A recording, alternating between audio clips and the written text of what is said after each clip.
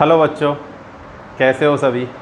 स्वागत है GIS की math 10th Hindi medium class में। पिछली वीडियो में हमने अपने जो थे उदाहरण कर लिए थे, 3 4 तक अपने उदाहरण हो गए थे, जिसमें हम क्या पढ़ रहे थे। हम पढ़ रहे थे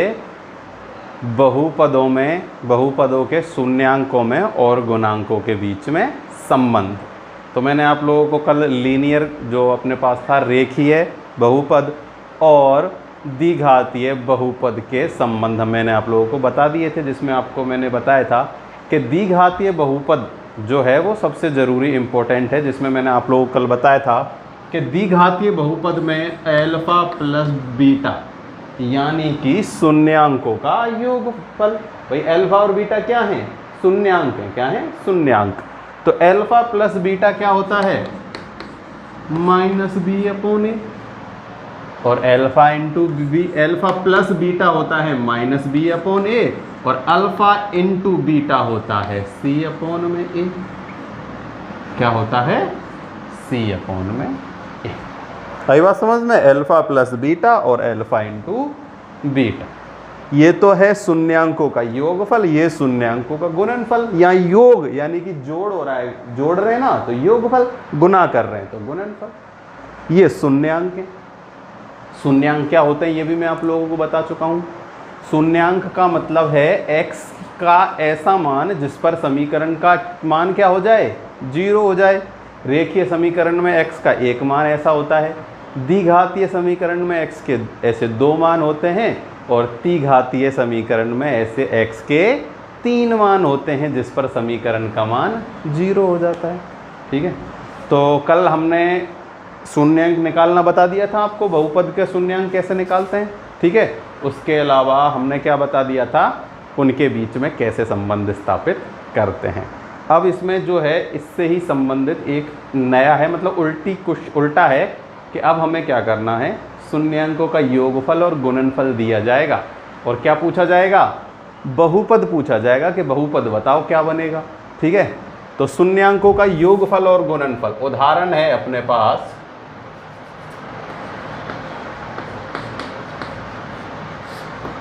चौथा। दूसरा तीसरे तक तो हो गए थे, है ना, चौथा ही है ना,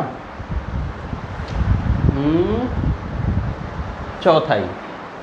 तो अब हमें क्या है, योगफल और गुणनफल यानी कि -b/a और c/a का मान दिया जाएगा और क्या पूछा जाएगा? समीकरण पूछा जाएगा कि समीकरण हल करके बताओ।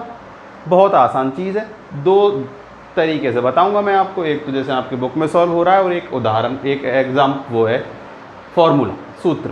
वो सूत्र अगर याद हो जाए तो बहुत ही आसान सा काम है, शून्यांकों के योगफल और गुणनफल से समीकरण बनाना।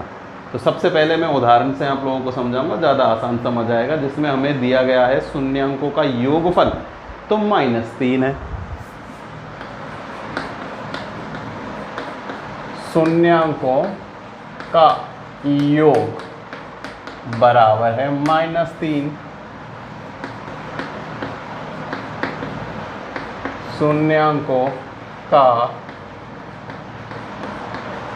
गुणनफल जो है वो कितना है? 2 है। कितना है? 2।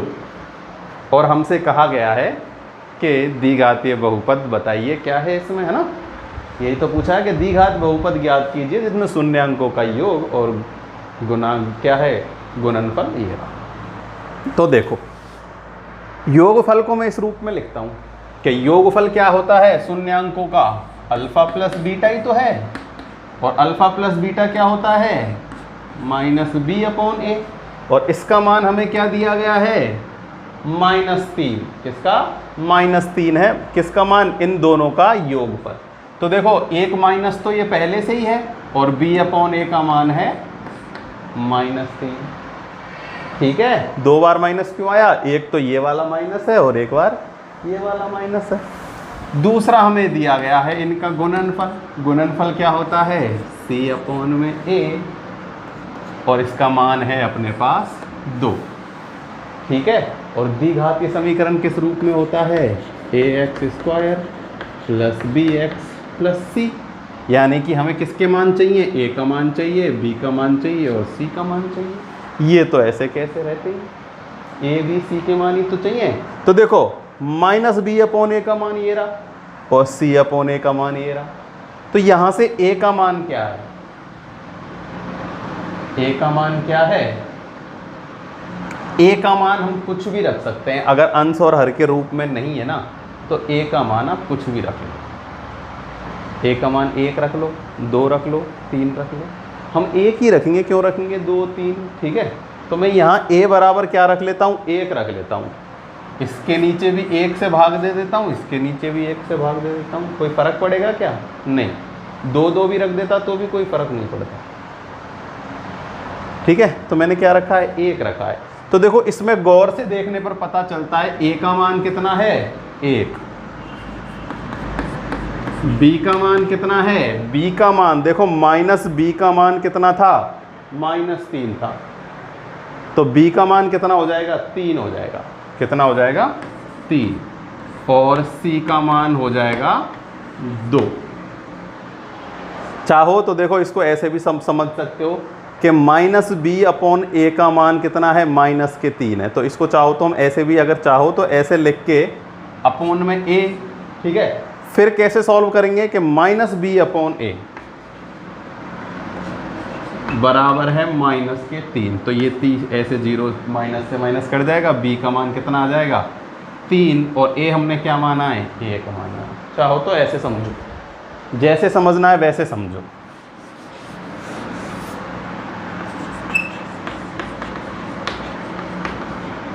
देखो क्या है, अगर माइनस बी अपॉन ए का मान माइनस में दिया है तो वो प्लस हो जाता है, और अगर प्लस में दिया है तो माइनस हो जाता है। बस इतना ध्यान रखो, ज़्यादा उसमें नहीं है। क्या है, अगर माइनस बी अपॉन ए का मान, अब जैसे ये माइनस दिया गया है तो बी का मान प्लस हो जाएगा, और अगर ये मान प्लस दिया हुआ होता तो बी का मान माइनस हो जाता। बस चिन्ह बदल जाते हैं क्योंकि यहाँ अभी क्या है, माइनस है। आई ना बात समझ में। चलो ए का मान आ गया, बी का मान आ गया, सी का मान आ गया। ए बी सी के मान यहाँ रख दो, समीकरण बन गया। देखो ए का मान है 1, इसकी जगह 1 रख दो, x²। बी का मान है 3, 3 रख दो। सी का मान है 2, 2 रख दो। हो गया। आई बात समझ में, आई क्या दिक्कत कोई। चलो एक बार फिर देखो भाई, ये तो आपको लर्न करने ही होंगे, याद आप लोगों को ये तो करना ही है, ठीक है। ये तो याद होना जरूरी है कि शून्यांकों का योगफल -b अपॉन ए और गुणनफल होता है c अपॉन ए। -b अपॉन ए का मान कितना दिया गया है, -3, और c अपॉन ए का मान दिया गया है 2। अब ऐसे मान लो कि ये तो -b का मान है और ये c का मान है, दोनों जगह a है, तो यहाँ कोई भी एक संख्या रख दो फिक्स, वो ही a का मान हो जाएगा। सबसे छोटी संख्या ही रखते हैं, क्यों रखते हैं हम बड़ी संख्या। तो ऐसे देखो, ये तो a का मान, ये c का मान, यहाँ भी a का मान। बस ये देखना है कि यहाँ a का मान कैसा होना चाहिए, एक जैसा होना चाहिए, अलग अलग नहीं होना चाहिए। और ये हो गया अपने पास -b का मान है, तो b का मान क्या हो जाएगा, +3। अब इनको बस इस समीकरण में ही तो रखना है। a की जगह क्या रख दो, a की जगह रख दो 1, a बराबर तो हो गया 1, b बराबर हो गया 3 और c बराबर हो गया 2। इस समीकरण में रख दो। a की जगह 1 रखेंगे तो 1x² होगा, b की जगह 3 रखेंगे तो 3x होगा, और c की जगह 2 रख दो, और ये अपना बन गया द्विघातीय समीकरण। कोई दिक्कत है, नहीं कहूँ ना है का हो तो कमेंट बॉक्स में बता दिया करो ना। पढ़ रहे हो तो कम से कम बताया तो करो, कोई दिक्कत आ रही है, नहीं आ रही, समझ आ रहा है या नहीं आ रहा।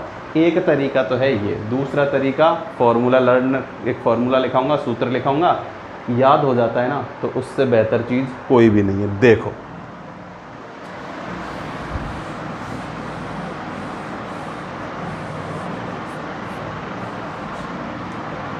-3 और 2, एक सूत्र लिखा रहा हूँ, x² minus alpha plus beta गुना में x और प्लस में क्या है अल्फा इंटू बीटा। बस ये सूत्र है, ये हमें दिया गया है, ये हमें दिया गया है, दोनों को यहाँ रखना ही तो है और कुछ भी नहीं करना। देखो एक्स स्क्वायर को एक्स स्क्वायर रहने दिया, माइनस अल्फा प्लस बीटा का मान कितना है, -3 है, यहाँ -3 रखो, एक्स से गुना हो रहा है, एक्स से गुना किया, प्लस अल्फा इंटू बीटा कितना है, 2 है, करो x square minus minus plus 3x और प्लस के 2 हो गया। बस सूत्र याद करना था। अब देखो इसी में थोड़ा सा मैं और परिवर्तन करता हूँ कि अगर क्या होता कि कोई भी यहाँ से एक संख्या हमें अंश और हर के रूप में होती, क्या होती, अंश और हर के रूप में होती। मान लो यहाँ हमें ये दिया होता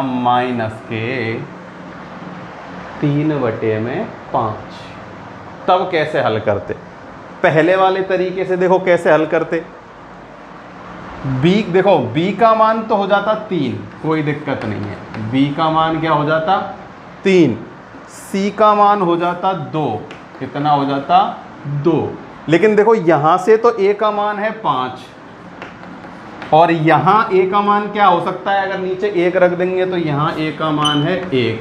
अब दोनों जगह संख्या तो a ही है, दो मान अलग अलग कैसे आ रहे हैं, तो हम क्या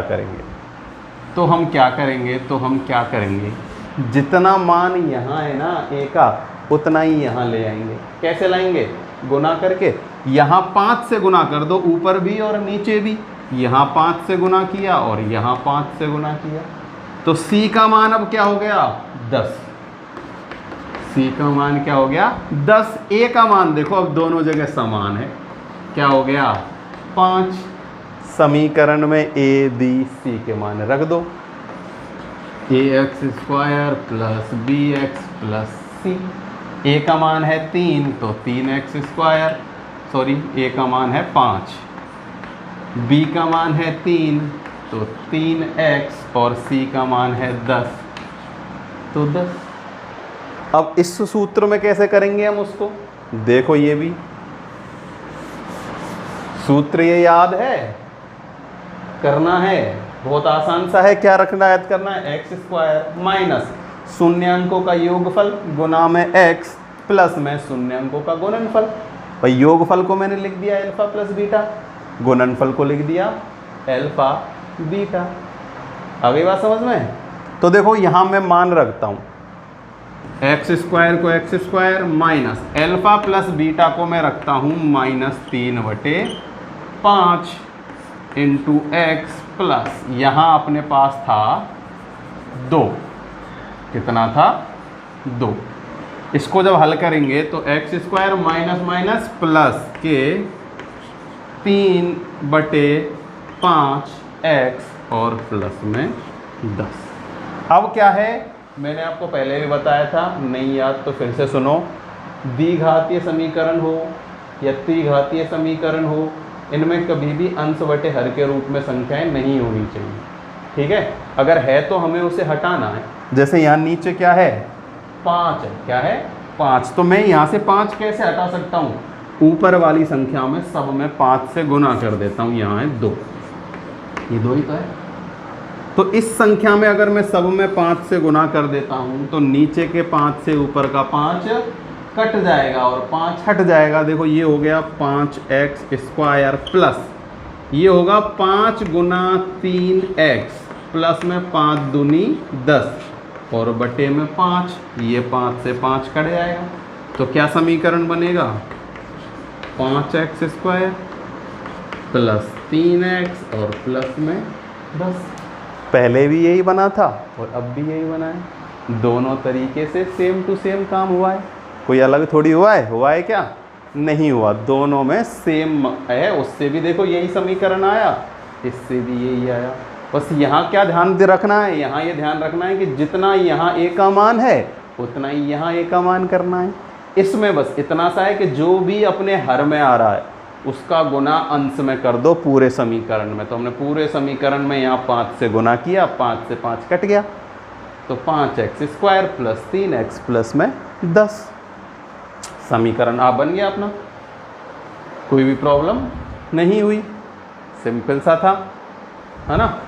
तो अपनी जो 2.2 है ना, उसमें यही है मोस्टली दो ही तरीके के सवाल। पहला जो था वो तो द्विघातीय समीकरण में हमने क्या करने थे, शून्यांक निकालना था और उनको वेरीफाई करना होगा। और जो दूसरा क्वेश्चन होगा उसमें इस तरह के सवाल दिए हुए होंगे, योगफल दिया हुआ होगा, गुणनफल दिया हुआ होगा, और हमें क्या बनानी है, द्विघातीय समीकरण बनानी है। अब इसमें एक उदाहरण और है तीसरे तरीके का, जो कि किसका है, त्रिघातीय बहुपद का, है ना। मैंने आपको कल बताया था कि एक तो रेखीय होगा, एक द्विघातीय होगा और एक होगा त्रिघातीय बहुपद। तो अब हम बात करेंगे त्रिघातीय बहुपद में शून्यांकों और किसमें, गुणांकों में संबंध। ये मैं मिटा देता हूँ।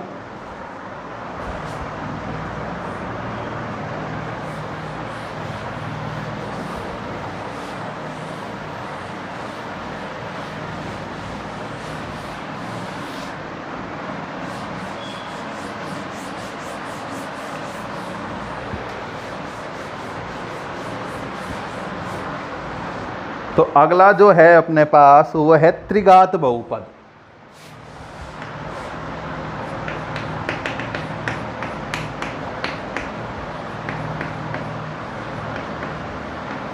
त्रिघात बहुपदों में शून्यांक व गुणांकों के मध्य संबंध। बस इतना ही लिख लेते हैं ना कि मध्य संबंध की सत्यता की जांच। तो देखो अब जो अपन को ये प्रश्नावली है ना, इसमें ना त्रिघातीय बहुपदों के शून्यांक नहीं निकालने, हमें शून्यांक दिए हुए होंगे, है ना। तो त्रिघातीय बहुपदों के शून्यांक थोड़े अलग तरीके से निकलते हैं, आपने 9th क्लास में सीखे होंगे। अगर आपको नहीं आते तो आप 9th क्लास की वीडियो भी इसमें डली हुई है, तो आप वो देख सकते हो। नहीं तो आगे जो इसमें और आगे एक्सरसाइज आएंगी ना प्रश्नावली, उसमें आएंगे तो मैं और अच्छे से सिखा दूंगा। अभी इस प्रश्नावली में हमें काम नहीं आएंगे, ठीक है ना। तो त्रिघातीय बहुपद का मैंने आपको व्यापक रूप लिखा रखा है। क्या होता है, क्या होता है, ax की घात 3 bx स्क्वायर cx प्लस में d, यही होता है। आई का बात समझ में। तो देखो अगर शून्यांक हमें इसके निकालने हैं तो सबसे पहले पता है क्या होता है, इसमें हमें एक संख्या से, एक बहुपद में दूसरे बहुपद से भाग देना है, ठीक है। फिर क्या करना है, बहुपद से भाग देने के बाद एक द्विघातीय बहुपद आएगा और उसके गुणनखंड करके शून्यांक निकालेंगे। तो अब हमें यहाँ शून्यांक नहीं निकालने, इसमें ये जो उदाहरण है इसमें हमें शून्यांक दिए गए हैं, कोई दिक्कत की बात नहीं है। तो अब हमें इसमें सिंपल सा करना है, पहले जैसे हमने द्विघातीय समीकरण में लिखा था ना, उनके योगफल उनका गुणनफल, ऐसे ही यहाँ भी योगफल और गुणनफल के बारे में हम जान लेते हैं क्या क्या होगा। उनमें तो केवल दो ही थे, क्या थे, दो ही थे, शून्यांकों का योगफल और गुणनफल। यहाँ 3 आएंगे क्योंकि इसमें कितने शून्यांक होंगे, शून्यांकों की संख्या 3 होगी भाई। द्विघात में 2 थे अल्फा बीटा, तो त्रिघात में शून्यांक कितने होंगे, 3 होंगे। x की जितनी बड़ी घात उतनी ही शून्यांकों की संख्या। तो यहाँ जो है शून्यांकों की संख्या 3 है, तो माना शून्यांक, पहले हमने अल्फा बीटा माने थे केवल, अब एक और मान लेते हैं गामा। क्या मान लेते हैं, अल्फा बीटा गामा, ठीक है। तो सबसे पहले है शून्यांकों का योगफल, यानी कि alpha plus beta plus gamma. पहले भी ये क्या होता था, -b/a, तो अब भी क्या होगा, -b/a। बस फर्क क्या है, पहले b x का गुणांक था, अब b किसका गुणांक है, x² का गुणांक। किसका है, x² का गुणांक। और a पहले x² का गुणांक था, तो अब ये किसका गुणांक है, x की घात 3 का गुणांक है, x घन का। ठीक है। अब इसमें जो दूसरी चीज़ होगी ना वो होगा alpha into beta plus beta into gamma plus gamma का गुना हो जाएगा alpha. Alpha into beta plus beta into gamma plus gamma into alpha. आई बात समझ में? अल्फा गुना बीटा, बीटा गुना गामा, गामा गुना अल्फा। ये जो होता है ये होता है सी अपॉन में ए। हमेशा हर में ए ही आएगा। ठीक है, देखो पहले तो क्या आया था बी, अब आया सी और अगले में ऊपर क्या आएगा डी। याद रखना आसान है, कोई दिक्कत की बात नहीं है। देखो शुरुआत होती है ए बी सी डी से, तो पहले आया था माइनस बी अपॉन ए, अब आएगा सी अपॉन ए और उसके बाद फिर से माइनस डी अपॉन ए। ऐसे चलेगा, याद रखो। ये तो होता है alpha plus beta plus gamma, ये होता है alpha beta plus beta gamma plus gamma alpha. आसान है, याद रखना ना। तो ये तो हो गया। बस सी क्या है अब? सी एक्स का गुणांक है और ये एक्स स्क्वायर का ही गुणांक है।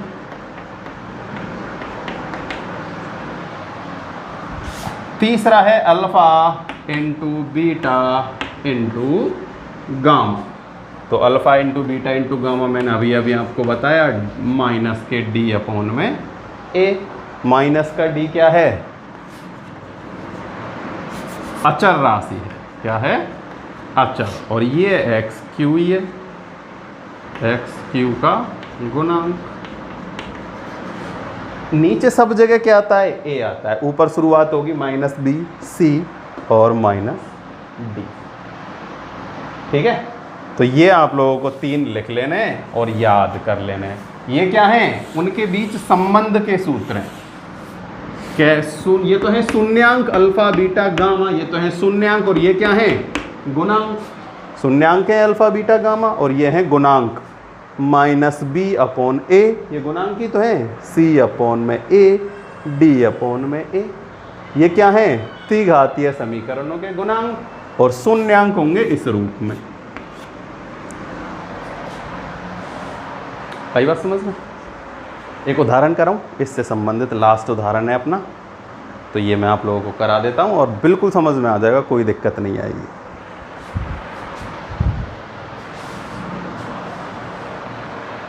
ये याद जरूर कर लेना ना, बहुत आसान है इनको याद करना, ऐसा कठिन नहीं है।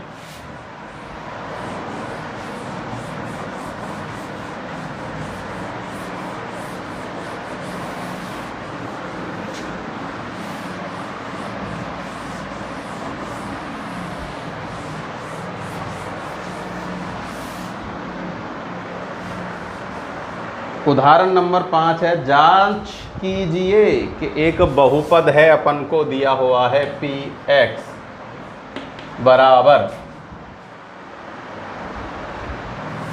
3x cube minus 5x square minus 11x और माइनस 3। यही है ना? 3 5 11 3। और शून्यांक जो है वो हमें दिए गए हैं 3 माइनस 1 और माइनस 1/3। यही तो है, 3 माइनस 1 और माइनस 1/3। तो देखो हमसे कहा क्या गया है, शून्यांक दिए गए। मैंने कहा था ना शून्यांक नहीं निकालने, उसने बस ये कहा है कि जांच करके बताइए कि ये जो 3 हैं इस त्रिघातीय बहुपद के शून्यांक हैं।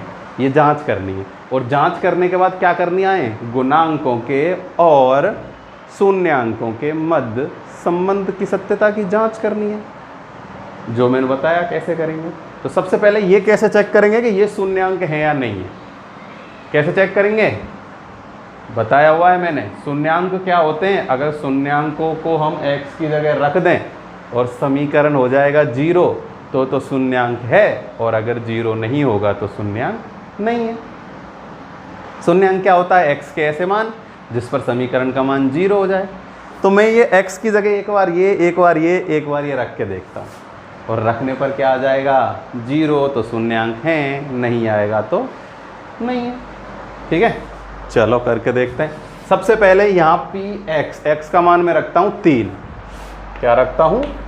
3। तो यहाँ जितने भी x हैं सबकी जगह 3 रख दो।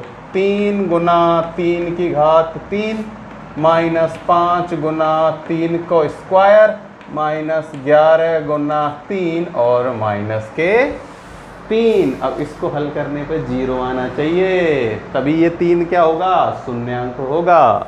तो देखो 27 तिया 81 माइनस 9 पंजे 45 11 33 और 3 36। इन दोनों को जोड़ो 81 माइनस 6 5 11 और 4 8 बराबर क्या आ गया? 0 आ गया। 81 माइनस 81 0। अब दूसरा चेक करते हैं क्या रख के? -1 रख के। x का मान क्या रखा? -1 -1 रख दो। 3 -1 की घात 3 5 -1 का स्क्वायर -1 और माइनस के 3। हल करो। 1 का गुना 3 बार हो रहा है -1 का, तो -1 ही आएगा। -1 का गुना 3 से करो तो माइनस के 3।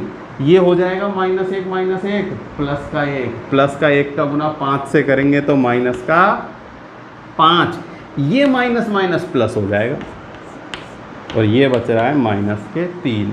3 और 3 6 और 5 11 माइनस के 11 और प्लस के 11 बराबर 0। अब आते हैं तीसरा मान है माइनस के 1/3। माइनस के 1/3 रख दो। 1/3 माइनस के हैं लेकिन ध्यान रखना घात 3 माइनस 5 1/3 का स्क्वायर माइनस 11 1/3 और माइनस के 3। हल करो। देखो क्या होगा? ये तो हो जाएगा 3 27। कितना हो जाएगा? 27 माइनस के 3/27।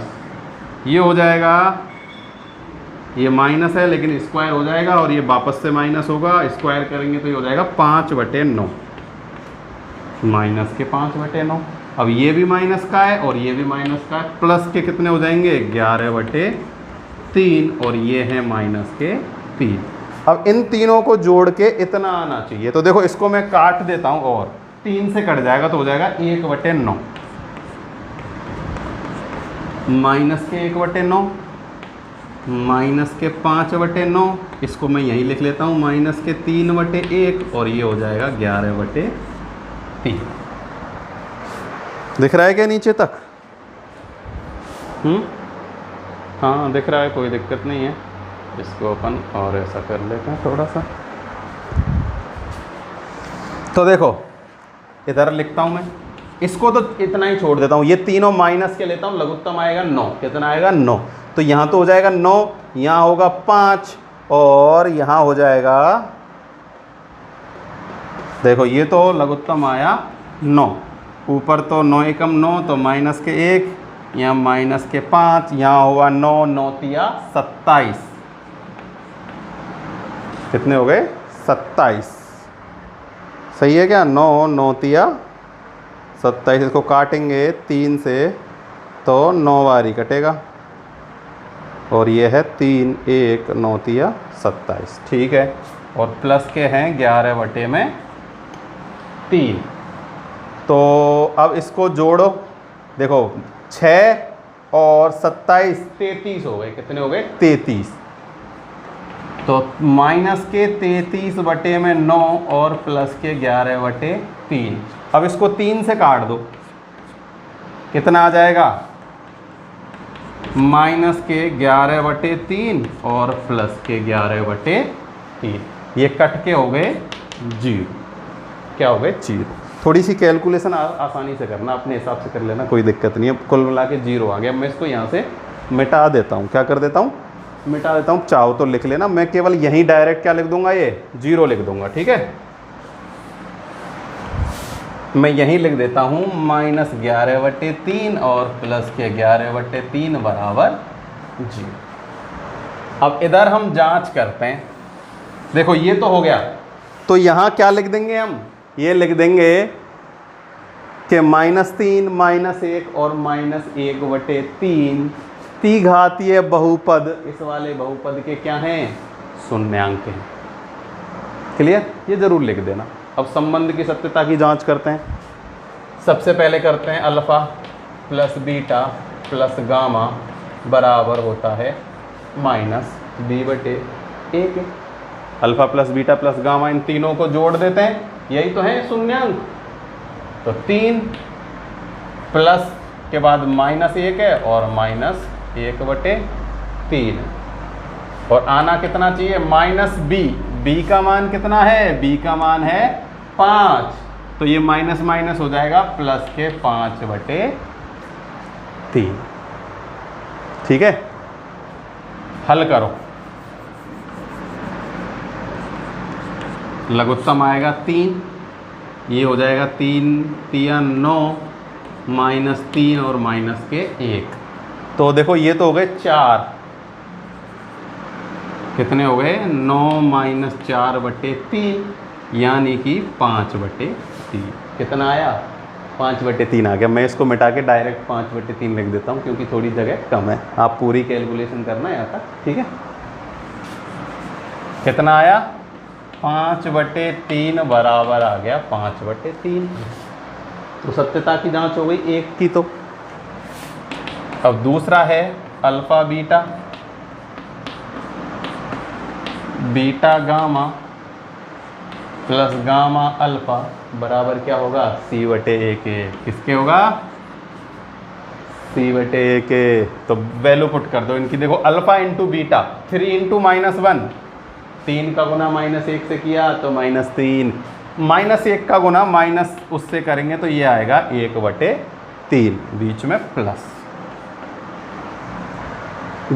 पहले का आखिरी से गुना करेंगे तो 3 से 3 कट जाएगा, -1 बचेगा। कितना बचेगा, -1। c का मान है -11, कितना है, और a का मान है 3। तो इनको देखो मैं लघुत्तम लूँगा तो आएगा 3, ये हो जाएगा 9 + 1 और -3। तो 9 और 3 12, 12 में से 1 प्लस का जाएगा तो 11/3 ही बचेगा। और यहाँ भी कितना है, -11/3। तो 11/3 बराबर आ गया -11/3। दूसरा भी हो गया, तीसरा भी कर देते हैं यही। Alpha into beta into gamma बराबर होगा -d/1। इनका आपस में गुना करो, 3 का गुना -1 से किया तो -3, और इसका गुना माइनस से करेंगे तो देखो ये तो कैंसिल हो गए और ये भी कट गया। कितना बचा, 1। कितना बचा, यहाँ 1 बचा। d का मान है -3, तो पहले से माइनस और फिर -3 और बटे में कितना है, 3। तो ये 3 से 3 कट जाएगा, माइनस माइनस प्लस, तो 1 बराबर 1। संबंध की सत्यता की जांच क्या है, जांच क्या हो गई है, सिद्ध हो गई है। सिद्ध होता है कि उनमें क्या है, संबंधों की सत्यता की जांच है। तो इसी के साथ अपने उदाहरण जो हैं कंप्लीट हो चुके हैं। नेक्स्ट वीडियो में हम एक्सरसाइज के क्वेश्चन स्टार्ट करेंगे। कोशिश करना करने की, बहुत आसान से चाहोगे तो हो जाओगे। कोई भी दिक्कत है कैसी भी कमेंट करके बताया करो। अगर पढ़ रहे हो तो पता तो चले, समझ आ रहा है नहीं आ रहा, क्या पढ़ रहे हो क्या नहीं पढ़ रहे। ठीक, तो ये बहुत इम्पोर्टेंट एक्सरसाइज है फ्यूचर के, उससे भी हम अगर देखते हैं तो आप लोगों को बहुत अच्छे से पढ़ना है इस एक्सरसाइज को। ठीक है ना, आज के लिए केवल इतना ही। Thank you.